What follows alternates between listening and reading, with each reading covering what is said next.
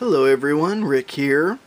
I was just watching the live feed from Essen 2014 on the Board Game Geek website when I thought it'd be a great time for a video. Now I can't believe I haven't done this before. This is going to be a video of my Puppet Wars collection.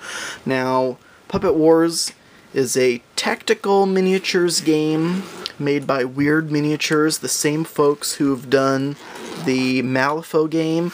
In fact, these figures in the game are basically like puppet toy representations of their Malifaux counterparts. Now, I'm not too familiar with Malifaux, so I apologize if I get anything regarding that game or its lore wrong. These cases that I've kept my Puppet Wars figures in, nicely embroidered logos on both of them, are done by Battle Foam. And inside it says Toy Box, because these figures are all like little stuffed toys that have come to life and decided to kill each other. Here's the little game board that it comes with. It fits perfectly in the box. It's divided up, as you can see. And it takes place in like this little workshop setting.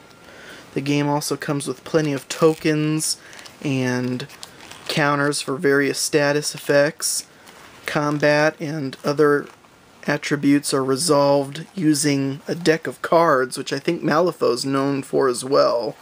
There's 4 suits, basically like a regular deck of cards, and each player will have their own deck that they use. And anyway, like I mentioned, all of my Puppet Wars figures were painted for me by Blue Table Painting. They're all done at a level 4. And let's take a look. I've taken this video a couple times. I just wasn't happy with it. Hopefully this one won't be so bad. There's an absolute ton of figures. Every figure has its own stat card. First up, we have Rusty Alice. I love the character in these figures. For example, her eyes are made out of buttons. A lot of the figures share that. There's little needles and pins sticking out of her arm. Her right arm is like this mechanical scoop or mechanical snake thing.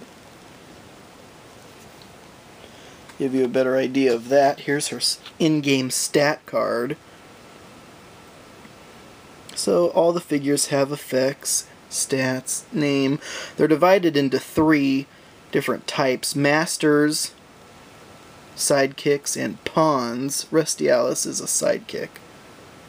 You can see the pins in the button or the screw or whatever that is that represents her eye.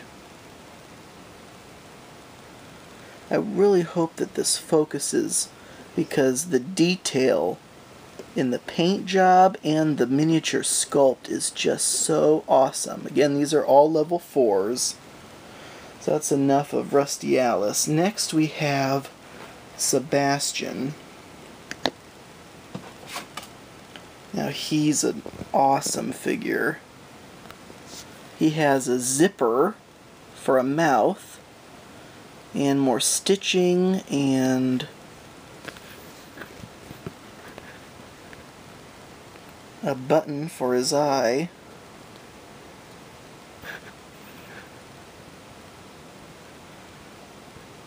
For some reason, I just don't think it's focusing that well. And then there's like a buzzsaw for an arm. He has all these electronics hooked up to him. Come on, camera. That's not too bad. All the little stitching work. I mean, these figures are tiny. I don't know what I have to compare it to. Here's a cassette tape box. So it's just a bit bigger than the thickness of a cassette tape box. Well, that's Sebastian. Next up, we have Nino Ortega.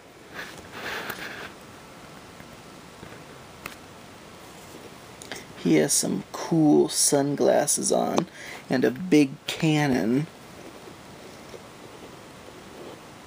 Or some kind of big gun. Little patch in his jacket there. Do I need to scoot back or something? I think I'm just getting so close in because the details are tiny. Like the little stitches have been picked out in his shoulder. And this, that's a little crank on his gun. You can even see that at all. Now what's funny is, once the figures are defeated in the game, at least sidekicks and pawns, they give something. So in this case, once he's defeated, the victor who defeated him would gain these cool glasses. So after they crush this little puppet figure, they get to keep an item that fell off of him. For example, also Sebastian would have given that tools of the job, kind of that buzzsaw arm. Rusty Alice would have given her tattered skirt, and then they do things, special abilities. So that's cool. You don't really hear much about Puppet Wars. Next we have the Judge. This video is going to be an hour long, I swear, because there's like 40 figures or more. The Judge, he's kind of a creepy looking guy. Lots of buttons on his jacket. He's holding that sword, holding a couple swords.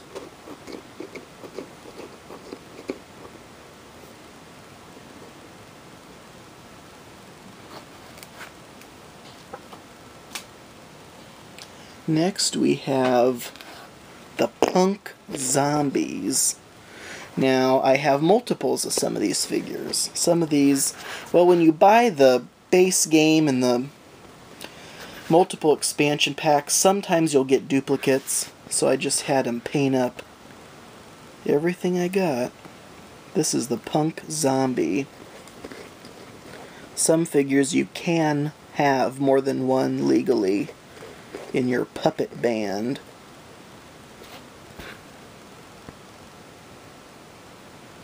Honestly, and even if it does kind of focus in at times, there's no way that you're getting all the detail through that camera. It's just too bad. I'm sorry. Because honestly, these guys look so much better in real life, I think. At least from what I can see on this screen, it's not looking as good. This guy is the Ice Golem. So he's like a snowman who's come to do battle. If you defeat him, you get a box of snow, it says. It has an effect, range 3, that the target will become paralyzed.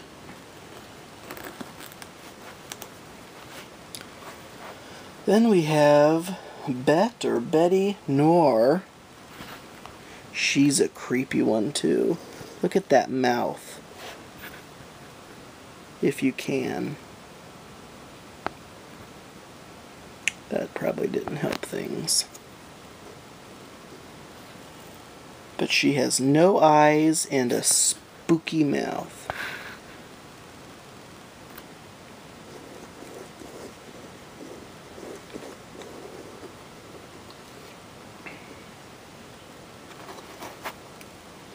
Next we have Misaki.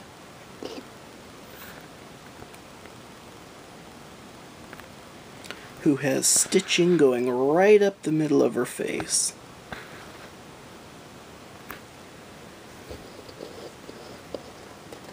And a nice long ponytail.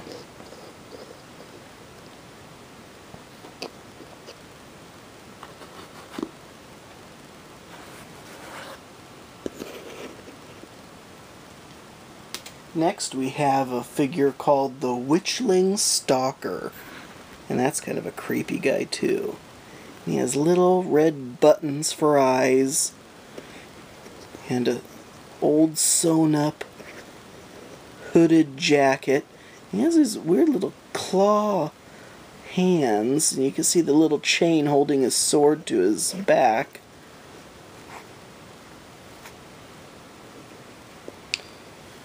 I can lament this entire video how the quality is not adequate.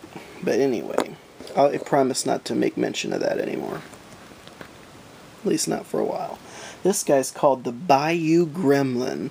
So it's like a little goblin.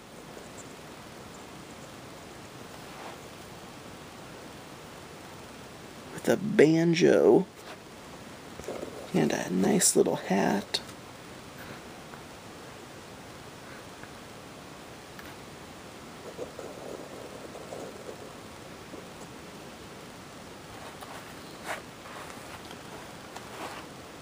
This next one, I'm going way off center on this board. Next guy's called the Hog Whisperer, and you'll see an actual hog later. But he's a little cute guy. More little buttons and stitchings on him.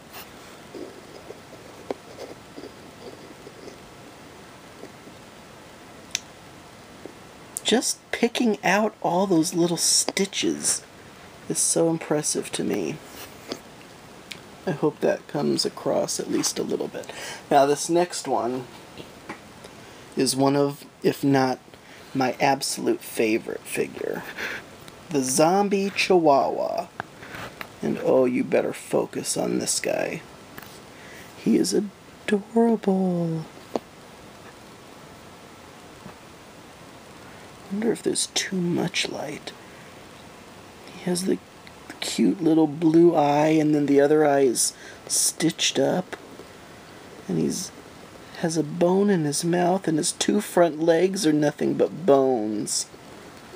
And he's all stitched up in the back. That is just adorable. He has some little highlighting on that blue eye that just makes it look so cute. When you defeat him, you get something called Chihuahua's Hunger, which basically looks like they skinned him. That's too bad. Now the next one is Sheamus. And he's another cool looking figure. Now this is a master, so this is going to be the leader of your puppet band. When you defeat a master, it's game over. So there's no giving an opponent an ability or anything. It's just game over. This is another one that has a lot of impressive little details. I need to pick up the pace. We're not even halfway done and we're at 13 minutes. He has a big saw there, a little bag, lots of buttons and stitches like the rest of them. Next one's another one of my favorites, Baby Kade. Aww. Cute little guy with a diaper and a safety pin.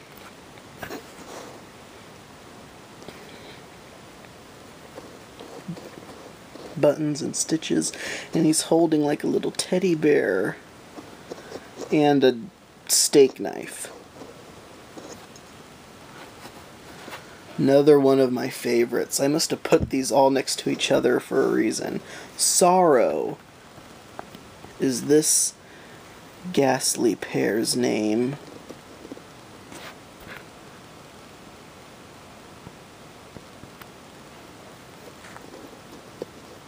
These guys are just so cool.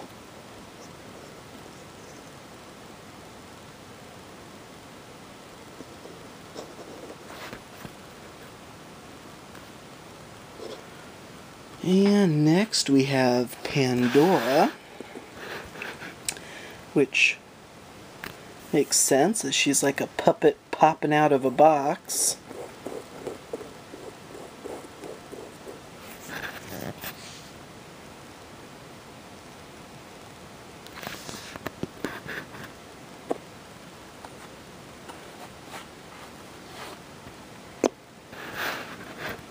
Next we have Lady Justice, and she is a master as well.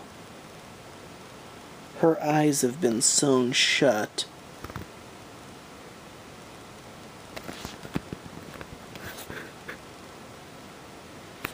Man, you cannot get much detail on there. Lots of hair. It looks like she has, I don't know, what is that, a katana or something across her back? Pandora was a master as well, I just remembered that. Next we have Mole Man. So some of these are like stuffed animals, and some of these look like they're actually made out of metal. So he has a cool drill and a grabby hand.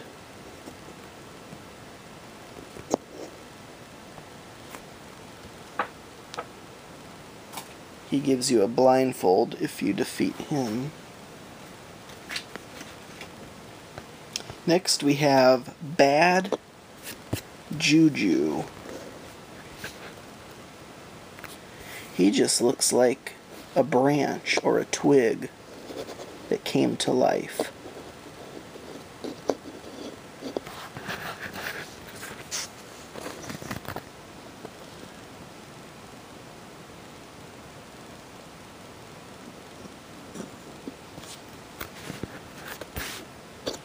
Okay, we're almost done with the first box, and then I got a whole second box to go through. Next up we have Joss. He's just a dual axe wielding fiend. A lot of different colors of fabric that were all stitched together to make his body. Metal jaw.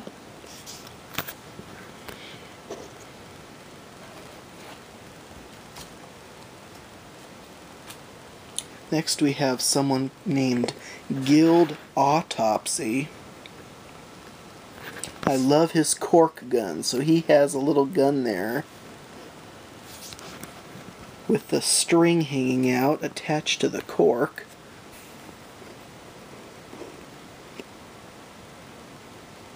Kind of a deformed face and a big blade and a stitched up jacket.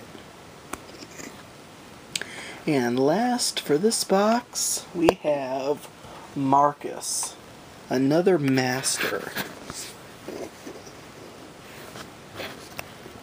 He has, I assume both of his hands may have been sticks at some point, but one of them has since been set on fire, apparently.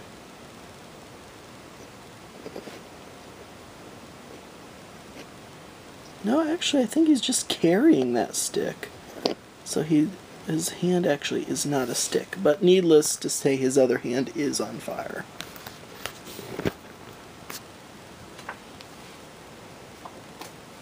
Okay, well that is box 1. Maybe I should split this into 2 videos because we are over 19 minutes now. Anyway, pressing on. Box number 2. Did I put the game board in there? Let me put that back up here.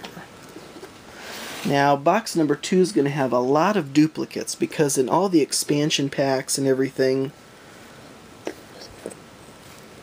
they came with, sometimes you get duplicate figures, which is okay because in the game some of the figures you can legally have more than one. This is the Death Marshal. And each of these guys are wielding, dual wielding cork guns.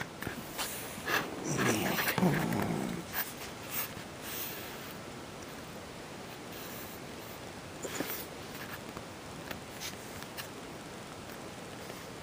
And they each have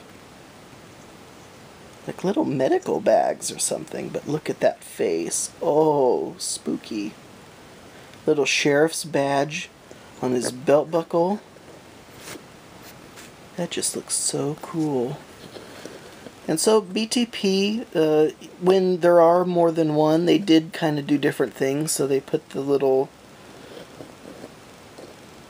suitcase or doctor's box in a different position. And then you'll see also that some of them aren't really painted that similar as well.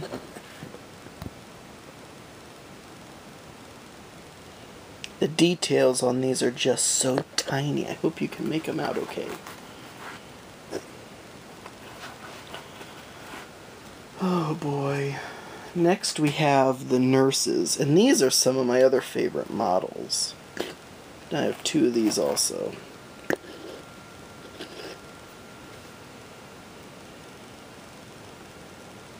So these nurse figures have little button eyes and like fabric sewn over their mouths with lips painted on the fabric. And then they have these gigantic syringes, gigantic for them anyway, and it's cool how they paint it in like there's actually something in there. Those are just such cool little figures. These are the nurses, and they drop high heels.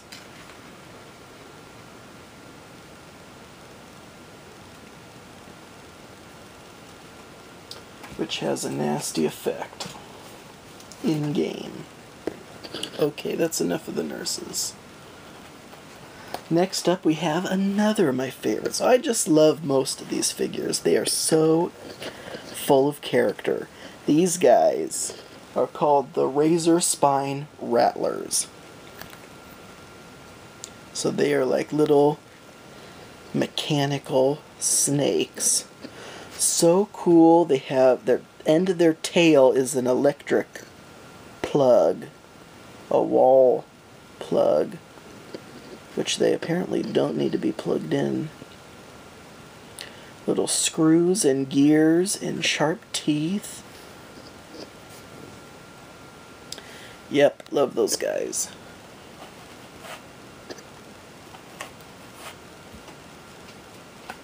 Next up we have a couple of rotten bells. So again, this box is full of duplicates, so it'll go a lot faster.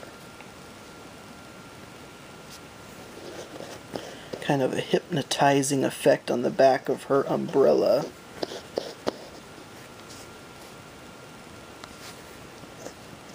Their faces are kind of creepy too.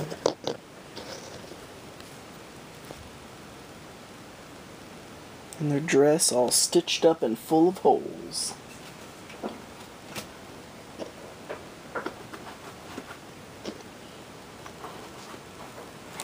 Next up we have a couple of Ronins.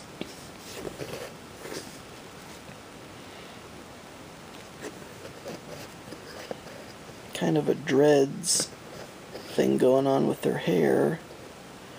And goggles. And more little stitched details.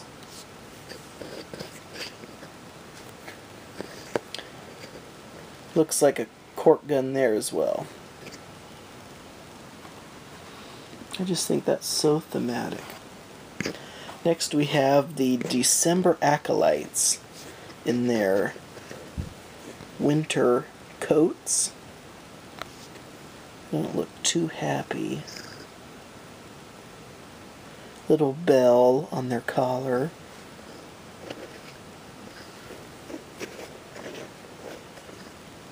Something I should mention is I got these figures, and I got into Puppet Wars back when the figures were all metal. So all of these figures are metal. Now I think they all come in plastic, which I have to say I always prefer the heft of a metal miniature, and I don't think any detail is lost here.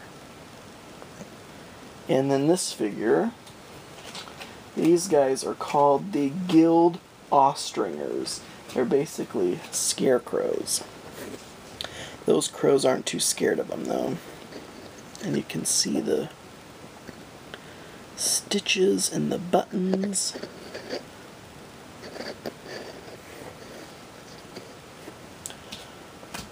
These guys leave behind pigeons, apparently.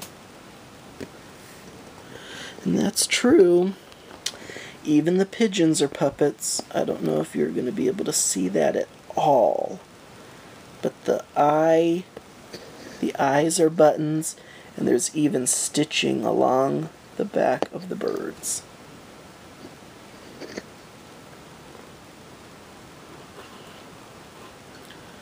Oh boy. These guys are funny. Convict gunslingers. They're like weebles sitting on these balls, so I can just imagine them kind of like whoa, rolling around. They got a Cthulhu thing going on with their mouth that has all these like little tentacles kind of coming out from in there, like the stuffing's pouring out. These guys look like they're overstuffed, and they have little needles sticking out of their heads, and again with the stitching. And their arms are basically guns, pistols. And you can tell there, so that's a good example how the painting's opposite. So sometimes BTP did that when there was a duplicate model. And I don't even think that I specified that. I think I just gave artistic freedom on this project, because I honestly thought I really didn't have anything in mind. So whatever the artist thought would be best was fine with me. These guys are called Silurids.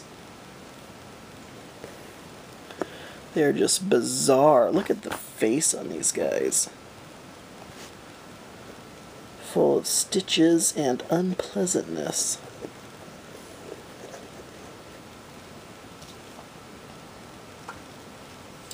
These guys apparently leave behind frog legs when they're torn apart. Then we have someone called the Mature Nephilim. I'm probably mispronouncing that. And this is just a bizarre creature all around. Has like a sock on his hand. He's kind of like a gargoyle looking face. And then his wings are just fabricated out of fabric and tied to sticks. He has a little tail there. Like wooden hooves or wooden shoes or boots or something. It's like wearing a dress. He's just a bizarre character all around. And he is but a lowly pawn. Next we have a couple of my other favorite figures. The Executioners. So they have that stitching going on there, and they have the hood. Classic Executioner's hood. And these bladed knife hands, which are just frightening.